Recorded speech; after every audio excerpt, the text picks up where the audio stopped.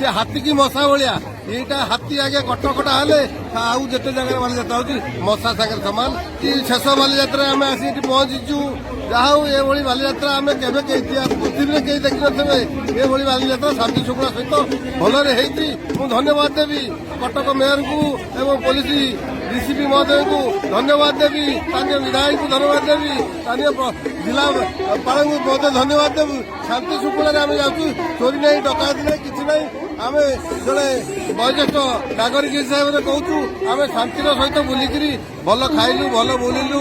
ଅର୍ଗସରେ ଯାଇ ସେଠି ମଧ୍ୟ କାର୍ଯ୍ୟକ୍ରମ ହେଉଛି, ସେଠି ଭାଗ ନେଲୁ। ଆମର ଗୋଟିପୋ ନୃତ୍ୟ ହେଉଛି, ସେଠି ମଧ୍ୟ ଭାଗ ନେଲୁ। କିନ୍ତୁ ଭଲ ହେଇଛି ଶାନ୍ତି ଶୃଙ୍ଖଳା। ଏ ବାଲିଯାତ୍ରା ସେମିତି ଚାଲିଥାଉ। ବାଲିଯାତ୍ରାକୁ 8 ଦିନ ନ କରି 16 ଦିନ କରାଯାଉ, 2 ସପ୍ତାହ କରାଯାଉ। ମୁଁ ଅନୁରୋଧ କରିବି ଏ ବାଲିଯାତ୍ରା କୋଉଠି ନାହିଁ।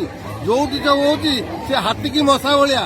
এইটা হাতি আগে কটকটা হলে ଆଉ ଯେତେ ଜାଗାରେ ବାଲିଯାତ୍ରା ହଉଛି ମଶା ସାଙ୍ଗରେ ସମାନ। ଏ ବାଲିଯାତ୍ରାରେ କେହି ସମାନ ହେବେନି ଜୀବନରେ କେବେ। ପୁରୀରେ ଯେଉଁ ରଥଯାତ୍ରା ପ୍ରସିଦ୍ଧ, କଟକରେ ବାଲିଯାତ୍ରା ପ୍ରସିଦ୍ଧ, ସାରା ପୃଥିବୀ ପ୍ରସିଦ୍ଧ ବାଲିଯାତ୍ରା।